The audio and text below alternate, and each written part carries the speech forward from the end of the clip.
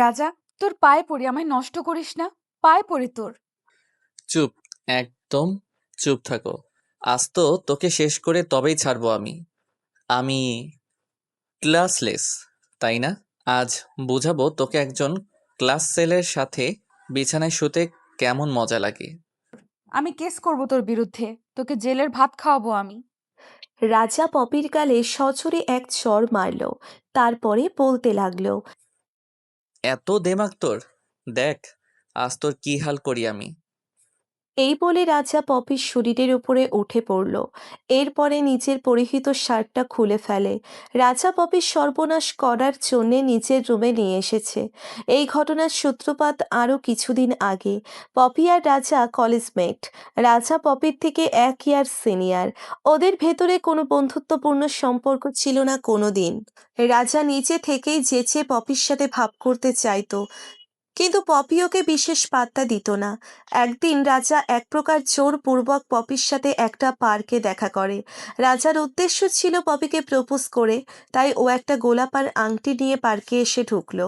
Poppy বেশ বিরক্তির সাথে রাজাকে বলতে লাগলো, কেন ডেকেছেন আমায় বলুন? চোখ মুখের এরকম এক্সপ্রেশন দিয়ে রাখলে কি করে বলবো আমি? তো আমাকে কি নাচতে হবে এই পার্কের ভেতরে বসে? নাচার কথা কখন বললাম আমি? তবে একটু হেসে হেসে তো কথা বলা যায় আমার সাথে। শুনুন, না আপনি আমার বয়ফ্রেন্ড, না আমার কোনো ফ্রেন্ড যে আপনার সাথে হেসে হেসে কথা বলতে হবে। আর এই পার্কের ভেতরে তো একেবারেই নয়। রাগ করছো কেন এত? তবে তোমাকে রাগলে বেশ ভালোই লাগে কিন্তু। অনেক পুরনো ডায়লগ, ছোটবেলা থেকে বাংলা সিনেমায় দেখে আসছি। এখন কি বলবেন তাড়াতাড়ি বলুন। হ্যাঁ, তোমাকে বলার জন্যই ডেকেছি এখানে। তাহলে আর দেরি করছেন কেন, বলুন। রাজা চারিদিকে তাকিয়ে পেছন থেকে একটা গোলাপ বের করলো। তারপরে সেটা পপির দিকে এগিয়ে দেয়। পপি রাজাকে আবারও প্রশ্ন করে, এটা কি এনেছেন আমার জন্য? ফুলটা ধরো। আমি আপনার হাত থেকে ফুল নিতে যাব কেন, আজব। আমি তোমাকে কিছু বলতে চাই পপি। আপনি বলবেন নাকি আমি চলে যাব? না না, যেও না, আমি বলছি। বলুন তাহলে। আমি তোমাকে ভালোবাসি পপি। তুমি কি আমার প্রপোজ অ্যাকসেপ্ট করবে?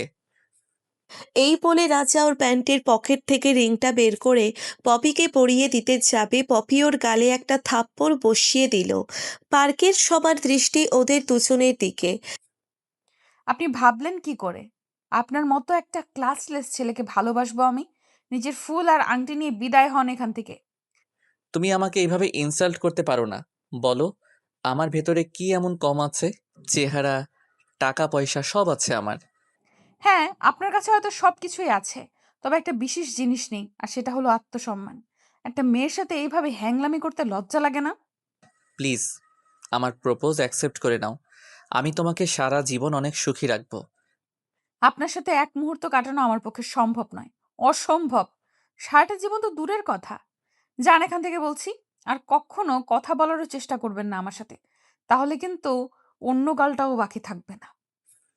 এই বলে পপি পার্কের ভেতর থেকে বেরিয়ে যায়। রাজা পপির থেকে চূড়ান্ত অপমানিত হয়ে সেই দিনেই মনে মনে প্রতিজ্ঞা করে নিল, ও যে করেই হোক পপিকে জব্দ করবে। ওর অহংকার চূর্ণ না করা পর্যন্ত শান্তি নেই রাজার। কিছুদিনের ভিতরে রাজা পপিকে জব্দ করার প্ল্যান তৈরি করে। একদিন পপির কাছে একটা ফোন কল আসে। পপি কলটা রিসিভ করতেই একটা লোক ওকে বলতে লাগলো, আপনি কি মিস পপি? জি, আপনি কে? আমি পুলিশ ইন্সপেক্টর। রাজা নামের একজনের ডেড বডি পাওয়া গেছে এখানে। হোয়াট? কি বলছেন আপনি এগুলো? আর আপনি আমাকে কল করেছেন কেন? ওনার ডেড বডির কাছে একটা সুইসাইড নোট পাওয়া গেছে যেখানে আপনার নাম লেখা আছে। আপনি আমার ফোন নাম্বার পেলেন কোথা থেকে? এত প্রশ্নের উত্তর দিতে পারবো না আমি। যদি নিজেকে বাঁচাতে চান তাহলে তাড়াতাড়ি ঘটনাস্থলে চলে আসুন। ফেক পুলিশের কথা শুনে পপি অনেকটা ভীত হয়ে পড়ে। তাই সে আর কিছু না ভেবে পুলিশের দেওয়া অ্যাড্রেস অনুযায়ী পৌঁছলো। বাসার ভিতরে ঢুকে চারিদিকটা তাকাতে লাগলো পপি, কিন্তু কাউকে কোথাও দেখতে পাচ্ছে না। বেডরুমের দিকে আসতেই পপি বুঝতে পারে কেউ আছে ঘরের ভিতরে। দরজা খুলতেই দেখতে পায় রাজা উপুর হয়ে পড়ে আছে। তবে কি সত্যি সত্যি সুইসাইড করলো ও? রাজার দিকে ধীরে ধীরে এগিয়ে যায় পপি। এক পর্যায়ে ওর কাছে গিয়ে ওর পিঠের উপরে নিজের হাত রাখল। অমনি রাজা ওকে অবাক করে দিয়ে বিছানার উপরে উঠে বসে। রাজাকে জীবিত অবস্থায় দেখে যেন আকাশ থেকে পড়ল পপি। এ কি তুমি? তুমি বেঁচে আছো? কেন সোনা? কি মনে হয়েছে তোমার আমি মরে গেছি? তাহলে আমায় পুলিশের পরিচয় দিয়ে কল কে করলো? সে আমি কি জানি? একদম বাজে কথা বলবে না। আমি ভালো করেই জানি এসব তোমার কাজ। তোমার তো অনেক উন্নতি হয়েছে দেখছি। আপনি থেকে সরাসরি তুমি। তুমি আসলে কারোর ভালো ব্যবহার পাওয়ার যোগ্য নও। ক্লাসলেস একটা। এই বলে পপি দরজার দিকে পা বাড়ায়। রাজা লাফ দিয়ে বিছানা থেকে নেমে পড়ল। এরপর ওর হাতটা টেনে ধরল। এ কি? আমার হাত টেনে ধরেছেন কেন? কি ভেবেছিস আজ তোকে এমনি এমনি আমার এখানে ডেকে নিয়ে এসেছি? আমাকে যেতে দিন। ভালো হবে না কিন্তু। এখনো সময় আছে। আমার প্রপোজ অ্যাকসেপ্ট করে নাও। আমি নিজে তোমাকে তোমার বাসায় এগিয়ে দিয়ে আসবো। একটা ফুলের টোকাও দেব না। আর যদি একসেপ্ট না করি তখন কি হবে? রাজা পপিকে ধাক্কা মেরে বিছানার ওপরে ফেলে দেয়। এরপরে ওর শরীরের উপরে উঠে পড়ে। পপি নিজেকে রাজার থেকে ছাড়ানোর চেষ্টা করে, কিন্তু কোনো লাভ হলো না। রাজা, তোর পায়ে পড়ি। আমায় নষ্ট করিস না। পায়ে পড়ি তোর। চুপ, একদম চুপ থাক। আজ তো তোকে শেষ করে তবেই ছাড়বো আমি। আমি ক্লাসলেস তাই না? আজ বোঝাবো তোকে একজন ক্লাস সেলের কথা বিছানায় শুতে কেমন মজা লাগে। আমি কেস করব তোর বিরুদ্ধে। তোকে জেলের ভাত খাওয়াবো আমি। রাজা পপির গালে সজোরে এক চড় মারল। তারপরে বলতে লাগলো। এত দেমাগ তোর, দেখ আজ তোর কি হাল করি আমি। রাজা নিচের শরীরের শার্টটা খুলে ফেলল। এরপরে পপির ঠোঁটের ভিতরে নিচের ঠোঁটটা ঢুকিয়ে দিল। পপির গাল, কপাল, ঘাড়ে এলোপাথারি কিস করতে লাগলো রাজা। রাজা পপির পা দুটো ফাঁক করে ওর ওপরে উঠে পড়ল। এরপর ওর হাতটা প্যান্টের বেলের ওপরে যায়। রাজা ওর প্যান্টের বেলটা খুলে ফেলল। এরপরে চেনের ওপরে হাত দিতেই কলিং বেলের আওয়াজ ভেসে আসে।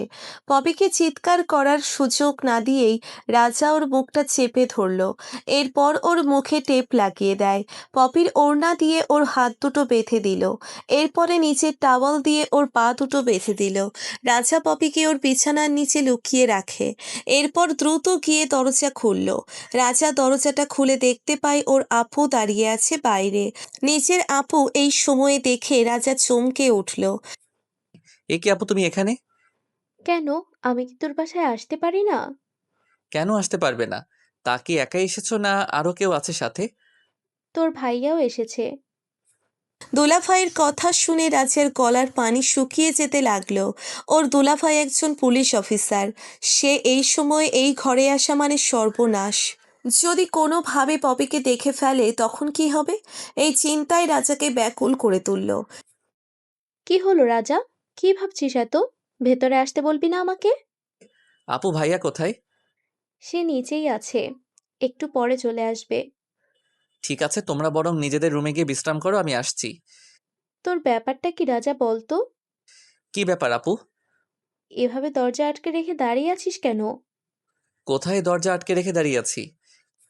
রাজা ঢোক গিলে ওর আপুকে বলে।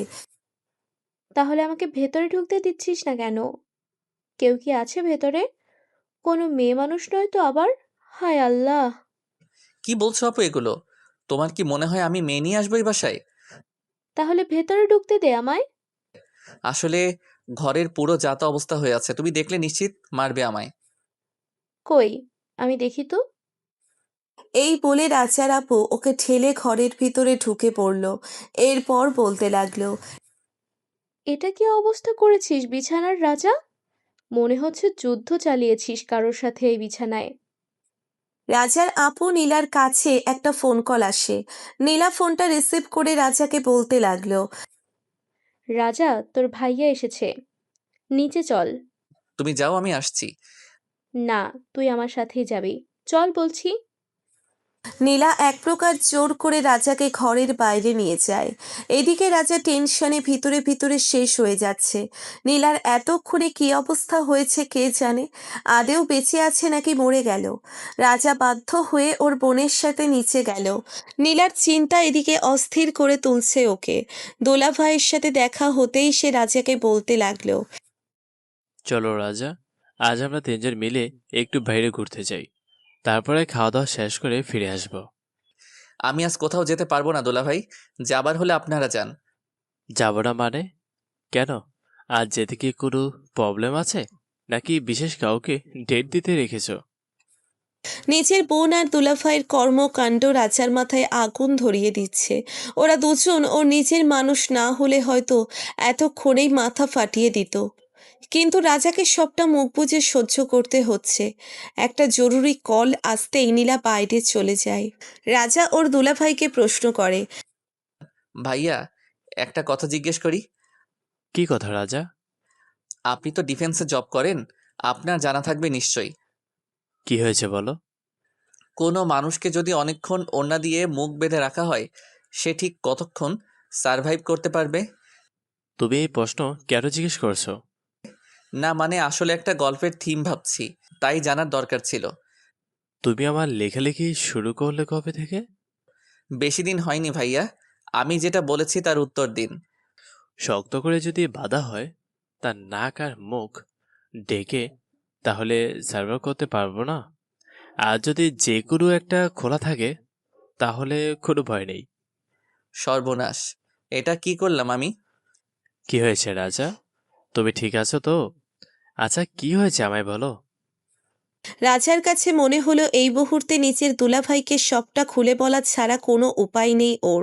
দরকার পড়লে ও পপির কাছে ক্ষমা চেয়ে নেবে, কিন্তু ওকে মৃত্যুর মুখে ঠেলে দিতে পারবে না। রাজার দুলাভাই ওকে বলে, কি হয়েছে আমায় খুলে বলো রাজা। ভাইয়া, আমি অনেক বড় একটা ভুল করে ফেলেছি, জানি না এখন কি করব আমি। আপনি আমাকে বাঁচান। কি হয়েছে? যা ওর দুলাভাইকে সবটা খুলে বলল। পপিকে প্রপোজ করা, ওকে মিথ্যে বলে বাসায় নিয়ে আসা, নষ্ট করার চেষ্টা। রাজার দুলাভাই সবটা শুনে বলতে লাগলো, এটা কি করছো তুমি রাজা? না, তোমাকে কিছুতেই ক্ষমা করা যায় না। আপনি যা খুশি করবেন আমায়, আমি মাথা পেতে নেব। তার আগে চলুন, মেয়েটাকে বাঁচাতে হবে। কোথায় আছে এখন সে? আমার ঘরেই, বেডের নিচে। সর্বনাশ! চলো তাড়াতাড়ি চলো। ভাইয়া একটা কথা বলি, আপুকে কিছু বলবেন না প্লিজ, এক্ষুনি। আমায় হয়তো মেরেই ফেলবে তাহলে। এত যখন ভয় পাও, এরকম কাজ করতে গেলে কেন? আমি জানি না, তখন মাথা ঠিক ছিল না আমার। ঠিক আছে, আগে তোমার রুমে চলো। এই বলে রাজা আর ওর দুলাভাই বাসার দিকে পা বাড়ালো। ঠিক তখন নীলা এসে ওদের দুজনকে পেছন থেকে ডাক দেয়। এই, কোথায় যাচ্ছ তোমরা এই সময়? আপু তুই? আর কোথাও যেতে হবে না, আমি ট্যাক্সি বুক করেছি। তাড়াতাড়ি ট্যাক্সিতে ওঠো। আমাকে একবার ঘরে যেতেই হবে আপু। আমি জানি তুই ঘরে গেলে কোনো একটা তালবাহানা দেখিয়ে নিজেকে আটকে দিবি। সেটা আর হচ্ছে না। আজ তোকে আমি নিয়েই যাব। প্লিজ আপু, আমাকে একটু বাসার ভিতরে যেতে দে, যেতেই হবে আমায়। না, আমি তোকে আজ কোনোভাবেই ছাড়ছি না। চল আমার সাথে। এই বলে নীলা এক প্রকার জোর করে রাজাকে ট্যাক্সিতে ওঠালো। নীলার হাজবেন্ড ওকে বলল, তুমি একদম চুপ থাকো। আজ তো আমি ওকে নিয়েই যাব। ও ঘরের ভেতরে ঢুকতে পারলে আর দরজাই খুলবে না। আগেও একবার এই কাণ্ড ঘটিয়েছিল ও। এরপর নীলা ওর স্বামী আর ভাইকে নিয়ে একটা রেস্টুরেন্টের উদ্দেশ্যে রওনা দিল। রাজা ভালো করেই বুঝতে পারছে আজ বড়সড় একটা অঘটন ঘটে যাবে। সেই ভয়ে হাত পা ঠান্ডা হয়ে আসছে ওর। জ্যাম ঠেলে অনেকটা সময় পরে একটা রেস্টুরেন্টে এসে হাজির হয় রাজা আর ওর বোন দুলাভাই।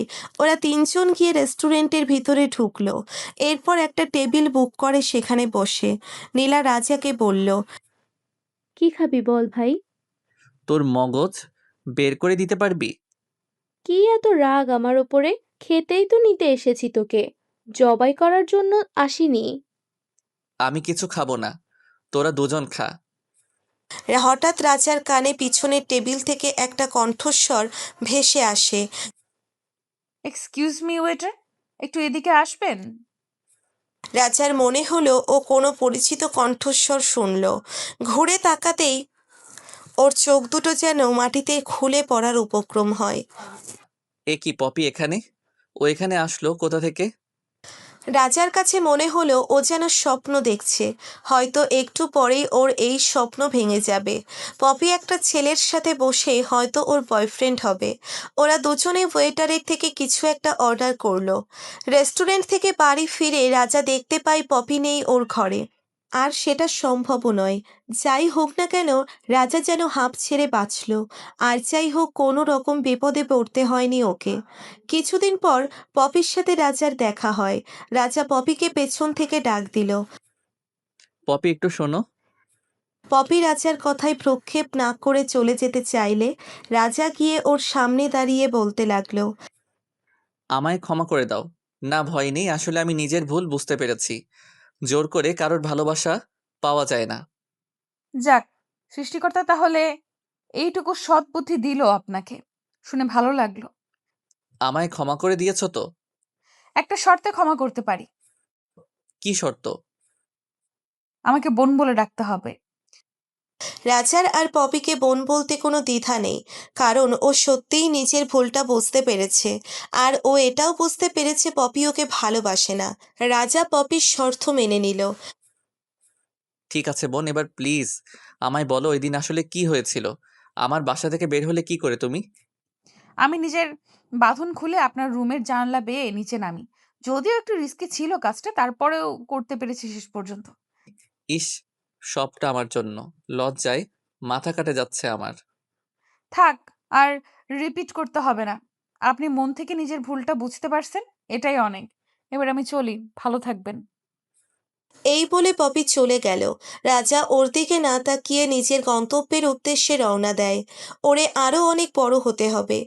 জোর করে মেয়েদের মন আদায়ের থেকে জোর করে পড়াশোনা করে হলেও মানুষের মতো মানুষ হতে চায় রাজা।